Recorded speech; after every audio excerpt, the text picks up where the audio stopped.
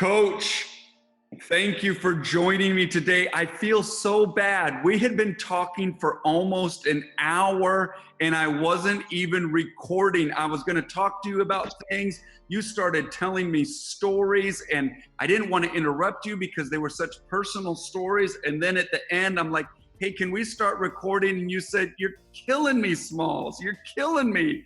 And so I'm so grateful that you would, number one, share those stories. I need to hear them. People need to hear them. But then also, number two, I'm just glad that you would connect and let me record some of this. We're living in some pretty trying times. Who would have thought in the beginning of 2020, everything that has happened so far this year, whether it was Kobe's death, COVID-19, and of course now dealing with this terrible death of George Floyd and the aftermath of pain and hurt that people are feeling. And so 2020 has not been probably the year that you were planning on it to be. Right now, as a coach of the NBA, you guys would have been June. This is what you play for, right? You play all season for June and it's championship time, but there's so many more things that are way more important than championships right now that's going on. And so first question that I would just have is, how are you and Angie doing? How are you two as a couple doing? You know, you're an NBA coach. You are on the road every other night traveling, and now you have been in confinement with your wife every day for the last 60 days. How's your marriage doing? How's your faith doing? You know, haven't been able to gather as a church. How are you? And then, of course, you know, how are you doing right now this week? How's your heart doing? How is your emotions doing? I know that's a lot of questions, but this time I thought I'd ask and have the button recording. So whatever you say, it's in the can. Well, you know, you give me so many that I might have to have you ask them again. But no, the first thing is it's forced togetherness, and that's a good thing. You know, we're always going and coming, and you know, everything is by a clock, by the calendar. You know, gotta be at the airport by such and such a time. Gotta be at practice. Gotta be at the arena. So, you know, you don't get to spend all the quality time that you need or even like in this situation. And it's part of the job. You know, Angie's obviously used to it, but we had been together for the last 3 years with me not working. So this forced isolation hasn't been the worst thing because we've already experienced being together, being home. Although, you know, I get up and go every day, and she goes, but this time we couldn't do anything. So it's been a time to pause, a time to reflect, a time to get into some in-depth conversations that probably haven't been had in many years. You know, we've been together for 41 years, and so, you know, when you start, so, you know, we're actually celebrating our 39th wedding anniversary and 42nd year we've been together in July. And so it's a time to just recollect. You know, we go a ways and then we always stop, pause, reflect, and reevaluate where we come from, what our goals are for the future. And so this has been a time for that when it comes to our relationship. And you know, she's gotten into writing. She's written some stuff, and you know, that she wants to be able to share with some women. And you know, we've had some heavy-duty conversations, and you know, even good things that come out of our conversations with people that we know, when they start asking us, you know, how we've done and what have we done from a relationship perspective. And one of my friends, you know, wanted to know, he said, you know, I'm crying, but you know, I feel like I can't cry since we've known each other since we were 19 years old. And so I told him, I said, you know, the key is both parties being mature. accepting what the other person is going to say and saying what you have on your mind. You have to be open and transparent, and then the other person has to be willing to accept these things. And he was talking about his wife wasn't a talker, and that she didn't want to do that, and she got a little upset. And I said, well, you have to be the one to talk. Just share your thing. Share what you've been going through all these years, and maybe she'll open up at some point as she sees you open up. Mm-hmm. And so, he started calling me Dr. Phil, but he said, well, don't be surprised you get a call. Me and my wife are on the other line, needing your advice. I said, well, it's about transparency, and it's about allowing people to say what they want, however they want, but say what they want, and the other person being willing to listen and not get offended, not get hurt. We're cool because we've been around each other for a long time. But some people that haven't been married that long, it's hard to accept when your wife says you are this way and you're that way, and it bothers me. But I've been afraid to say it because I don't want to rock the boat, right? But each individual should be allowed to say what they want whenever. You should never let anything fester. So it's a good thing. And I made that quip about our players. I said, oh, wow. I said, our players are stuck at home. They're with their girlfriends. They're with their wives. I said, that's a good thing, because maybe they'll get to know each other. Because a lot of these young, because I know when I was young and playing, I remember telling a story about not breaking up with my girlfriend until the season was over, because I was in and out. You went to all that trauma, for 2 days. You're going back on the road, so you don't want to, come back home and your house is torn up. So, you wait until you're home full time. So, all of that's good, and also the spiritual aspect has been even better. Good. There's a lot more Zoom calls around. And I love what you guys are doing at church, with the quarantine and the podcast and the other, just you guys, you and Rachel going on and talking. And I think some of that stuff will still be beneficial afterwards, because, a lot of people are Christians on Sunday, and then they're who they are the rest of the week, and then they're Christians on Sunday. And I say that because that's all around the world. Yeah. And by having all these other programs where you don't have to get up and get in your car to go to church, but there's still availability to have a connection, keeps you engaged. And I love that you guys are doing that. And I'm on a men's call with people back east that are former players that I know, and we have a Bible study every Wednesday night. We have an NBA call on Monday, every other Monday, with NBA players. Not many show up, but the ones that do are blessed by it. And so all of these things, and Angie's on a lot of calls, and sometimes I jump on their calls, her calls, with the prayer calls, and with the Bible study. And so it's an everyday connect. You're not having to go to work. Yeah. Right? And you're not dealing with leaving the house or whatever. So now I got to go here, I got to be there. Everybody's stuck at home, and so those avenues are very, very good for us. And it's growing, it's learning, and Angie and I have started learning to pray together. We usually pray separately. She used to get first dibs on the prayer room when we were at home. But I get up really early. I go to bed about 10:30, 11, and I wake up about 3 in the morning.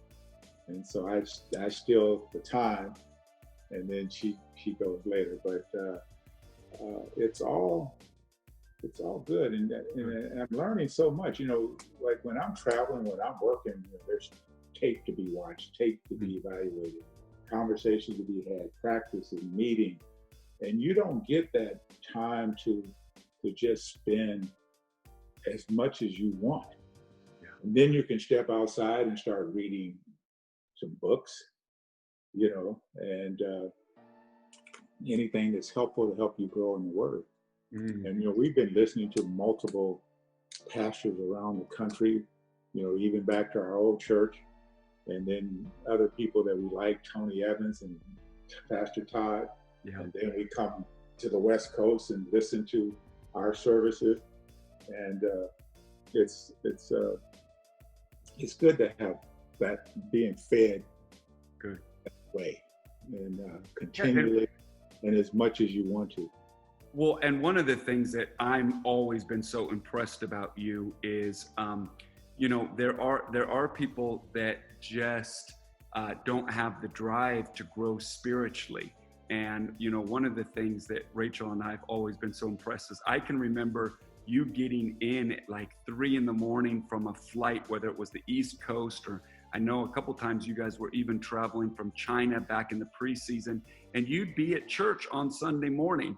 And we'd have these other slackers that, they didn't get in at 3 a.m. from traveling from an NBA game, and you're in God's house. And I think it just shows your passion for God's house, your passion for your relationship with God. And our team now doesn't have any excuse. They can't complain, because I'll be like, yeah, well, Coach is there. You're going to be there, and you better have your hands up worshiping. And it's funny.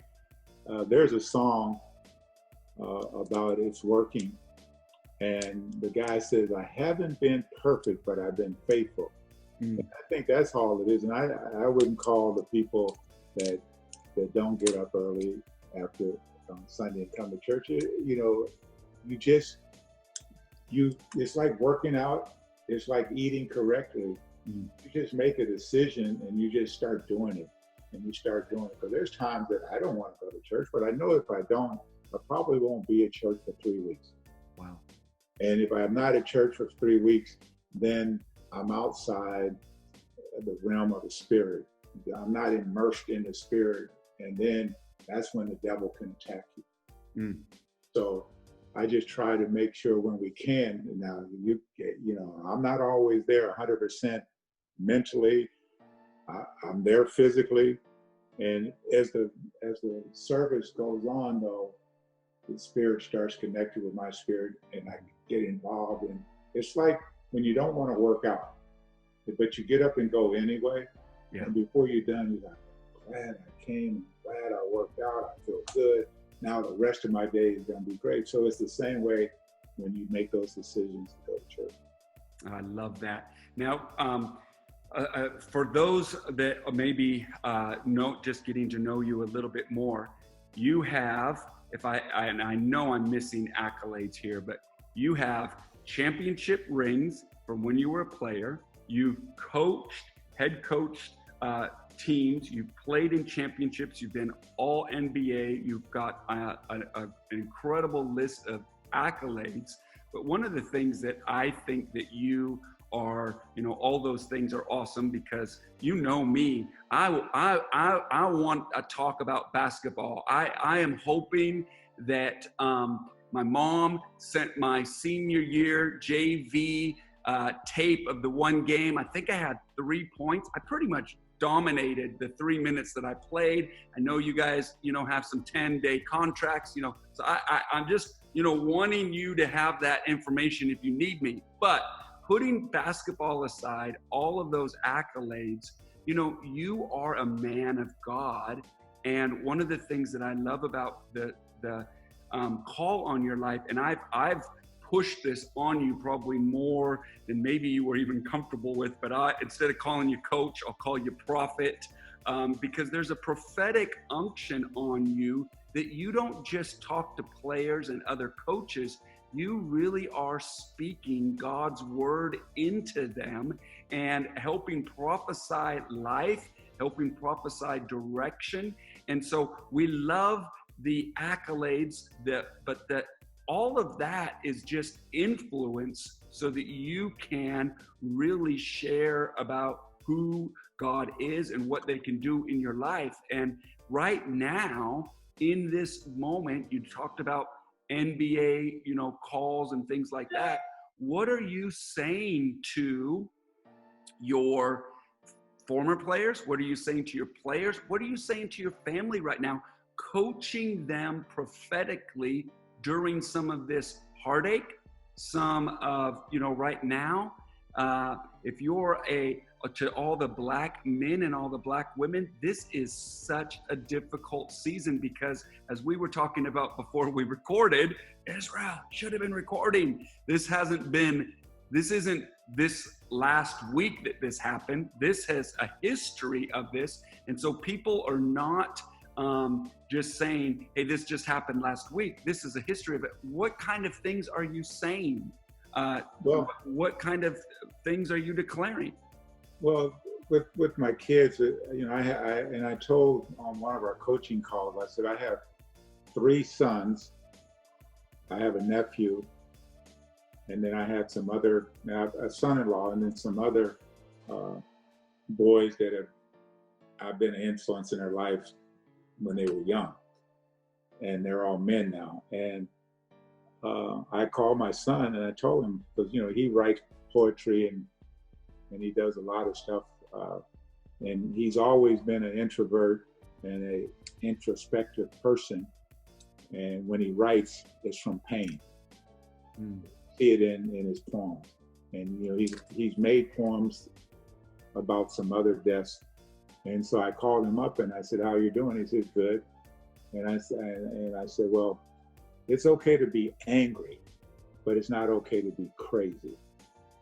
You still have a life to live, and you can't make any difference or influence anybody dead. So you have to be wise about that. And I worry about them." I told the coaches, I said, "I worry about my son who is a doctor. He gets up and goes to the hospital at 4:30 in the morning. He drives this crazy fast car and he drives it fast. So he's going to get stopped. And I just, pray that a policeman recognizes that he is a doctor and doesn't treat him just as a Black man, but treat him as a man that is also a doctor." And so those are some of the things. And I don't talk to the player. I haven't talked to the players in forever. I leave that up to the head coach. And, we ask for advice sometimes of what to say. But in our meeting, I was really angry Friday. We were getting ready to cover some film, and Coach brought this up, and he's talking about the police chief, and I'm just getting upset. I'm calling BS on all that. Calling BS. I said, and one of the things I said, we have police brutality, but we have racism in every area of our lives. Everybody's up in an uproar about one death. There's been multiple deaths through the years that nobody. I said the last uprising was Ferguson, and I said, but beyond that is that we can't stop police brutality and think that that's the end of it. Wow. Because when I go to the mall, when I go grocery shopping, when I go to the post office, when I walk down the street in Manhattan Beach, I see people step back and pause when they see me coming because of the preconceived notions they have about me. So that stigma is there whether police stops me or not. And I said, I was telling you about Pastor Todd's sermon Sunday, and one of the things he says that it's not going to be organizations that cause change, but organisms, individual organisms. And it's a change of the heart. It's going out of our bubble, and Black people have to come out of their bubble. White people have to come out of their bubble and see what it's like for other people, because I know white people who have trouble with their children, can't deal with them, don't know how to talk to them, don't know how to get them to do right. And we as Black people don't think that they have any problems. Money doesn't absolve you from the problems. In fact, the old wrong songwriter said, "More money, more problems," That's right. So, we have to look at the other person. We have to go out and intentional reach out and talk to somebody that's not like us. One time in Memphis, I was in at the car dealership getting Angie's car serviced, and I'm sitting there, and there's a lady sitting next to me, and she's just quiet, doesn't want to have anything to do with me. I look at her and she's like trouble, but she don't want to talk. So I said, "How are you doing today?" She goes, "Just so." I said, "This is a great day. This is the day the Lord made. We should rejoice in it." And she started crying. I touched a nerve that went to her soul, and she said, "I want to thank you for telling me that, because I already knew that, but I've forgotten it, and I'm letting the world's troubles take me down and not have our peace, not have our joy," right? And so we never know, by speaking to someone and sharing with someone, and I always come in all the, hey, how are you doing? I'm there like, I'm bubbly, even though I'm not a bubbly person. What? You're not a bubbly person? That's the coach that comes out? Yeah, but that's just being in an environment. I have a young man who is of Asian descent who came to my desk one time, and we started talking, and we got into a very spiritual conversation, which I don't like to do at work, from a perspective of, I don't want anybody going to HR complaining about me. I'm not trying to influence you to believe what I believe, and I can share from my perspective of my opinion, which I believe I'm allowed to do. And so if you ask me a question and I have to use my faith to answer the question, I don't think I should get punished for that, but you never know. But that's part of life. And I always say, if they're going to fire me for telling the truth, I don't want to work for them anyway. And so we had a deep conversation. When he was done, he said, "Can you talk to me every day?" Wow. It's like, wow, that's it. It's like as Jesus told the disciples, the harvest is ripe. Yeah. And the harvest is ripe. There are people out there that are hurting, that don't know where to turn, and they haven't been taught, like some of us that grew up in the church, like in my case, grew up in the church and then faded away. But I knew I had a foundation. I walked away from it, but I had one. So when trouble came and it got really bad, and I knew I had nothing that I could do for myself, I knew, like the prodigal son, to run home. So good. And so it's those types of conversations in the natural world, to take and see a young black man. Like, I was at a restaurant, and these kids were coming from high school, and they don't have enough money, and they're all trying to put their money together. And I observed the group, and I, in my mind, picked out the most honest guy in there. And I called him over, and I gave him some money. I said, "You go and get everybody's orders and get them what they want, and then bring my change back." And they were going crazy, because someone was just ordering fries, somebody was just ordering a burger. They didn't have enough money to get the soda, get the burger, get the fries. And they didn't know who I was, And so that was great. And lo and behold, somebody did know who I was, and he never said anything, but he went home and he told his aunt. His aunt knew somebody that knew me. Wow. And she called me to tell me that what I done for those kids was like amazing. Wow. And you, like I said, you don't know who knows you. You don't know anything. Like, you just do because it's the right thing to do. Put your arm around some young person that looks down. You walk in, and you're in the park or you're at the beach, and you see somebody, you say, "Hey man, how you doing? How's life going? Do you play sports? Have you ever been surfing? I don't surf. Have you ever been?" Just strike up a conversation and get a person to open their mouth and start talking to you from just a humanity perspective. Yeah. Right. And then once you deal with them as a human, they're willing to open up and share it, and then you can deal with their problems. So good. Because you can't do that if nobody will talk to you, or you don't talk to anyone else. So that's a very practical thing, and I think I think what we do, and I'm stereotyping myself as white people, we don't know what to do. So then what we do is bombard you with questions. What are we supposed to do?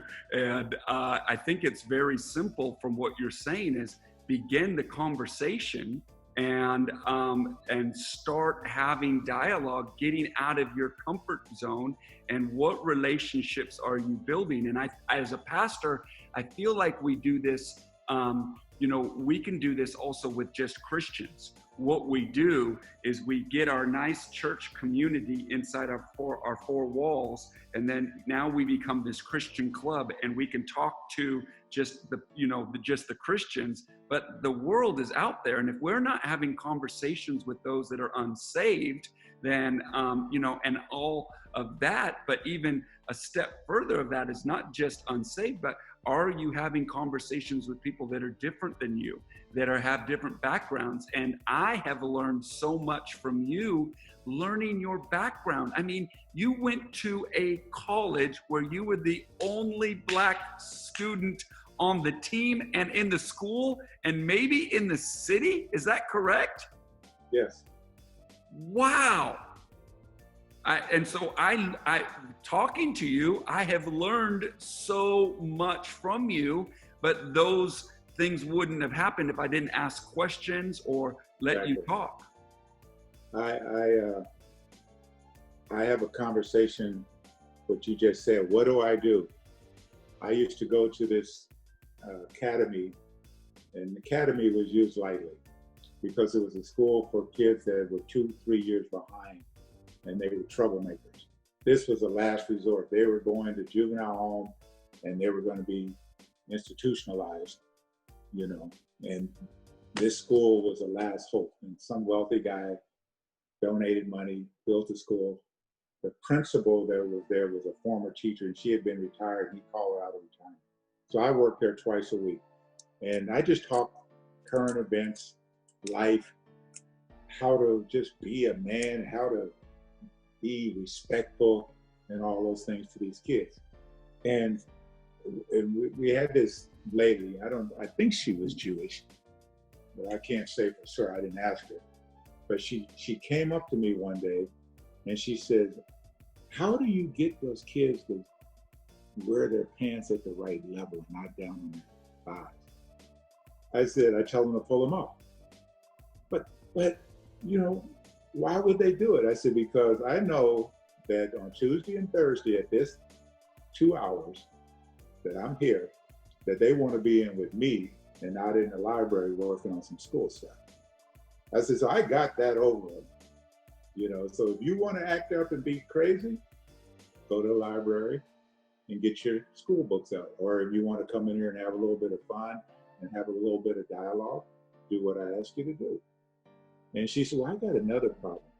She says, all these kids, they're always asking for money. They're looking at my watch. She says, I stopped wearing my watch and all this, so they don't think that I'm wealthy. I said, first of all, you're coming from the wrong paradigm. Everybody that's in here volunteering is wealthy. There's not a poor person in here volunteering. They're not. They're too busy working and trying to survive. So the people who have time and a will come in here and volunteer for them. They know that. You could take all your stuff off and come in a warm-up suit with a hoodie, and they're going to know you have money. And I said, well, what's the problem? She said, well, I teach arts and crafts twice a week, and this girl just bugs me for money every day. I don't know what to say. I feel so bad because she's so poor. I said, let me tell you something.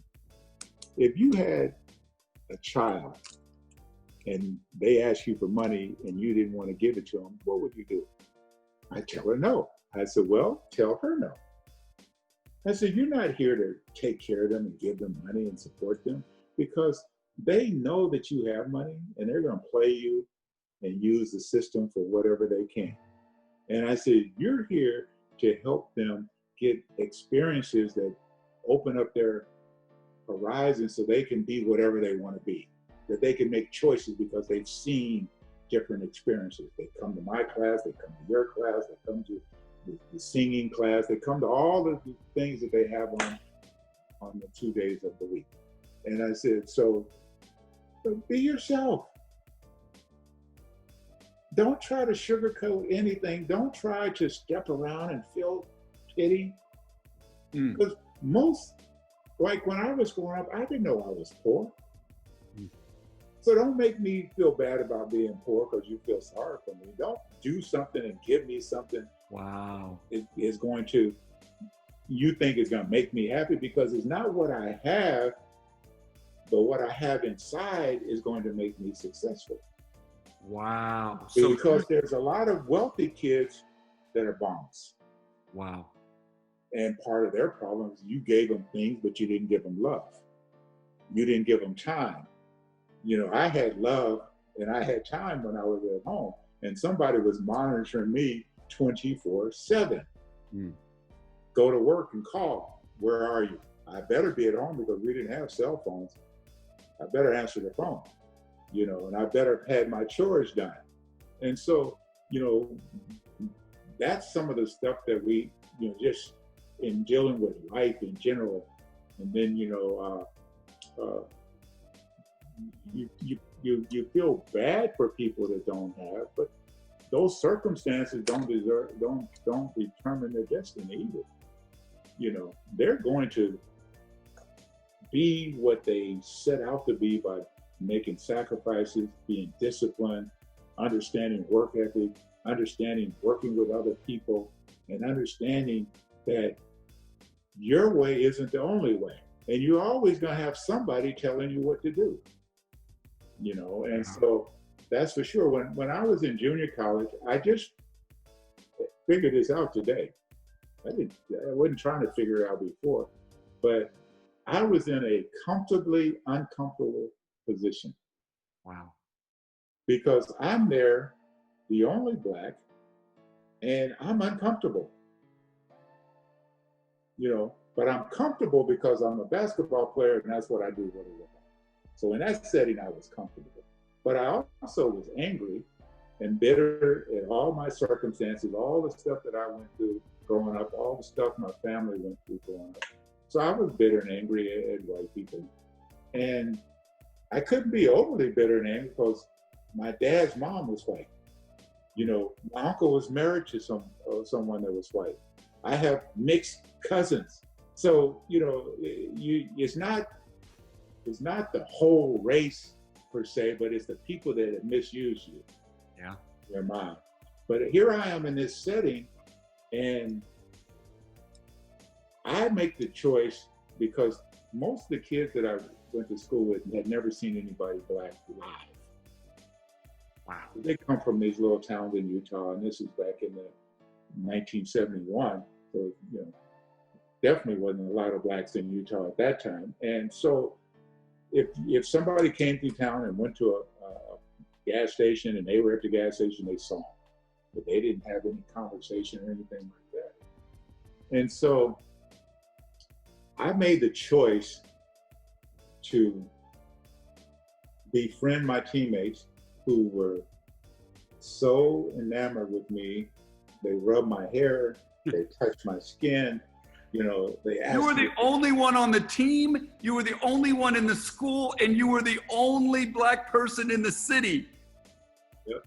And so it was terrible from a lot of different perspectives, because I had issues with professors, with administrators, with people in the town. You know, you go to Denny's and somebody's sitting over there calling you a name. Why is he in here? How did they let him in here? You know, you learn to ignore it and move forward. But by doing that, I grew and I learned. But also, they were blessed by me being there because they grew and they learned. So they have now a different perspective of Black people just because I was in their presence. One of the funniest things is one day at practice, I got cut.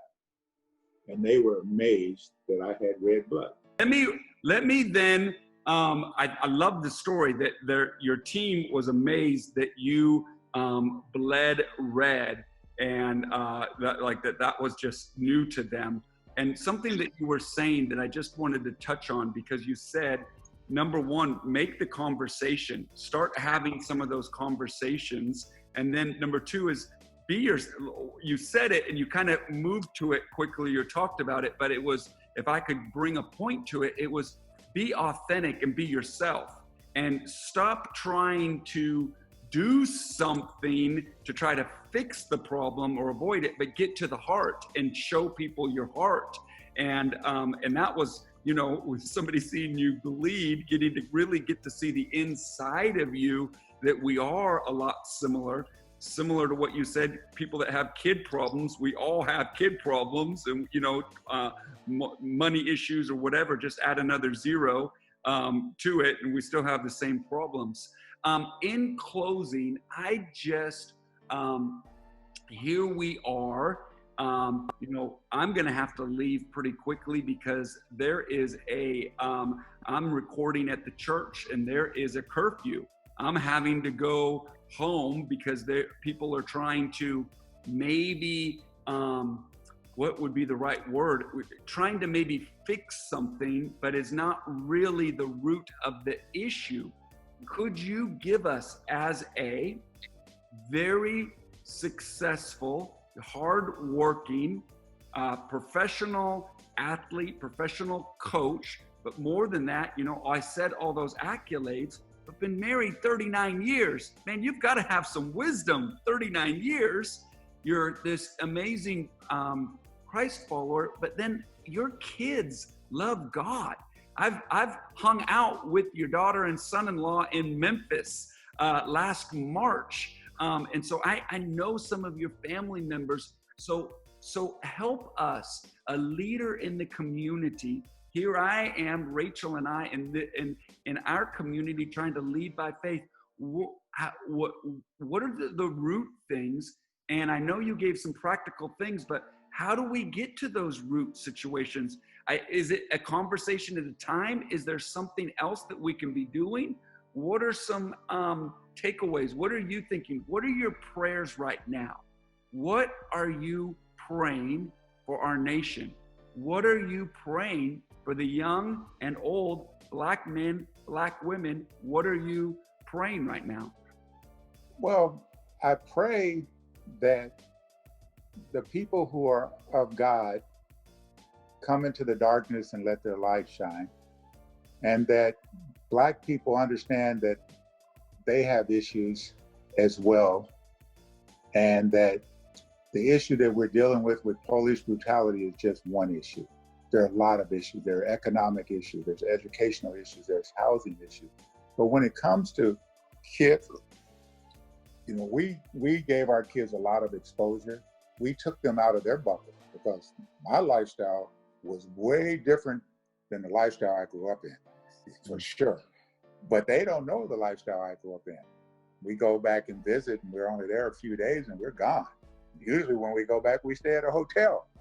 So we made them go and feed the homeless. We made them give away their toys at Christmas time. We made them give away clothes that they had in their drawers in their closet, that when they got new clothes, to not feel like they had to hold on, that there were people that were worse off than them. So when you're complaining about stuff, think about the people that don't have what you have. So you learn to be content. But in that sermon that I was listening to, one of the best things is if we're all Christians and we look from a Christian perspective, then the most segregated hour of the week on Sunday in churches would eliminate, because when Jesus died, he shed his blood, as we were doing communion the other day. He shed his blood for us, and for the remission of our sins, and for the reconciliation back to God. God took those sins and threw them into the lake of unforgiveness, that he was not going to remember them anymore. When he saw you, he saw the red blood of God, Jesus Christ. When he sees me, he sees the red blood of Jesus Christ. He doesn't see white, he doesn't see black, he doesn't see brown, he doesn't see yellow. He sees the red blood of Jesus, which connects us all in one boat. And when we get to heaven, there's not going to be a black section, a white section. We're all going to be one, and we won't even know what that is. And there are children that don't know color, and we got to keep it that way. And we do it at home, but we also need it in the schools. We need it with people that are teaching, just squelch that kind of behavior and attitude, because it's a heart thing. We can make all the laws we want, but until the hearts are changed, we're going to always have a problem. That's why the church has to be at the forefront of going out one person at a time. We don't have to go out and have a big audience like Jesus Christ had and sell this stuff. We just go out one person at a time, and we impact their lives, and they'll go and impact somebody's life. And that's what you tell them. When I do something for a kid, hey, go be a blessing for somebody else. Don't just look at this as something that's going to help you, but go help somebody else. I love it. Well, thank you so much for being with us and speaking to me. I got the privilege of getting the hour beforehand that wasn't recorded, but I have it recorded in here, and I'm so thankful for it. Thank you for giving me more time on top of that. I'll never forget when you were like, "Oh, you're killing me, Smalls, you're killing me." So I'm thankful for that. NBA could be starting up pretty soon. You could be back. Remember, if you need somebody on the bench, I could easily touch the net. I just want you to know I still got massive hops. I'm there for you. Pastor, when you told me that you had tapes of your senior year on the JV team, exactly. That eliminated you. That's it, man. I got nothing. Okay, rapid fire as we close. Who was your favorite teammate you ever played with, and who did you shut down? Because you were all defense. Were you a Jordan stopper? Were you a Dr. J stopper? A Magic stopper? What? You were all defense. Who did you stop? Well, we had Paul Westphal, David Thompson. There are a number of guys that I got after, and I'll never say I stopped any of them, but I made them inefficient. I want to make Pistol Pete Maravich go 10 for 37 instead of 10 for 17. You get 10 for 24. You get him 10 for 24. He's still going to hurt you, but you get him up there taking 35 shots to get 10 field goals. And with the way we rebounded and ran, we were going to win by 20. So never really stopped people. And, my greatest stop probably was guarding Walt Frazier, who was my idol. So I will say I did stop him, but he was older and on his way out of the league when I came in. And I was older and on my way out of the league when Isaiah Thomas and Jordan and those guys came in, Barkley. So, I was no impact on them at that particular point. I was watching The Last Dance, and I was looking for you. I was looking for... You missed me. I missed... You got to do some screenshots because of that. But we love you. We love you and your wife. Thank you for being such great leaders to the community, to the NBA family, to one example, to old and young, black, white, every type of ethnicity. And as Christ followers, you guys are the best. As a couple, being married 39 years, I can't wait to figure out what we're going to do to surprise you on your 40th. We got to do something clever. And then your kids, all loving God and loving God's house. We love you. We bless you. Thank you for pouring this knowledge into us because we need it. Thanks for having the conversation with me. And I need it. You guys are our adopted family now, and we're thankful for you. Well, thank you for having me. It's been fun talking to you. And, once you get me wound up, I'm like the Energizer buddy, just keep going and going and going until you have to kick me over and stop me from talking. Or tell you, Coach, I didn't record any of that. Can we start it again? So that worked pretty well for me. But love you guys. We'll be ended now and thinking about you, praying for you. Can't wait till we gather back together as church. But until then, I love even connecting with you, either the phone or text. So come on, let's win a championship. Lakers, you need another ring, man. Come on, this is the year. Well, it would be nice. So thank you, and love you guys too. God bless. Bye-bye. Bye now.